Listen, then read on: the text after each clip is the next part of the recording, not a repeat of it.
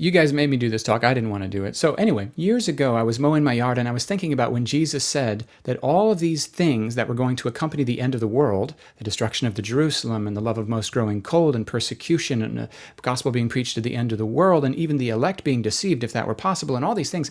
I remember him saying that all of these things are going to happen before this generation passes away. And I was mowing my yard and I was thinking, but it didn't happen. Jesus, you were wrong.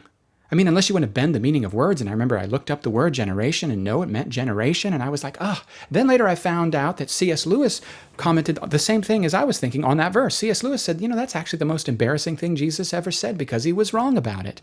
But then a few years later, I discovered this thing called partial preterism. Big words, doesn't matter. And what preterists believe is that the destruction of the temple in Jerusalem in the year AD 70, which is to say 70 years after Jesus' birth, fulfills these predictions, these prophetic predictions that Jesus declared. And if you remember, if you go back to chapter 23, Jesus is talking about the scribes and the Pharisees as hypocrites. And one of the things he says is that all the blood of the righteous, from righteous Abel to all right up to the present day, is going to be held to account on that generation. What these preterists were saying was, and I'm a partial preterist, not a full preterist, what these guys were saying was Jesus was not lying, Jesus was not mistaken, he wasn't wrong, Jesus told the truth, everything he said happened just like he said it would. And if you read Josephus, you can find it. The wars, the rumors of wars, the earthquakes, the famines, the pestilence, the rebellions, the false messiahs, all of these things happened between Jesus dying and rising and being exalted in AD 30 and AD 70 when the temple is ultimately destroyed. In fact, it got so bad in the siege against Jerusalem, the Roman siege against Jerusalem, it got so bad, Josephus talks about, well, this is terrible. You don't want to show this video to your kids. Moms eating their babies in this thing. And after that, the temple was never rebuilt again. The entire system was destroyed. So think about this with me. When Jesus said these things, these are the signs that accompany the end of the world, he didn't use the Greek word for world. He didn't use the word cosmos. He actually used the Greek word aeon, which is probably rendered better as age or era. So he wasn't talking about the end of the world. He was talking about the ending of an era. What era was over when the temple was destroyed decisively? Well, you and I know that when Jesus rose from the dead and sent his Spirit at Pentecost, that the new covenant began. But then the sacrifices were still going on until AD 70. That is fascinating to me. Anyway, here's my point. The majority of the events that many Christians are fearfully looking at their newspaper to see what's going to happen, the majority of the events, even in the book of Revelation, talking about the Antichrist and the man of lawlessness and the mark of the beast and all this stuff, even Mark saying, when you see the abomination that causes desolation residing in God's temple, let the reader understand. Well, how can the reader understand? I'm not saying everything happened because the sheep and the goats hasn't happened. The return of Jesus has not yet happened. And that's the blessed hope. I and all the other Christians who hold to the Bible believe and look for and long for and are excited about the return of Jesus. But a lot of these events that they are going, oh no, is it that? Jesus wasn't lying when he said that these things will happen before this generation dies. And it did. And then you go, well, does that mean we're living after the end of the world? No, it means we're living after the ending of the Old Testament, Old Covenant era. And now we're living in a New Covenant era.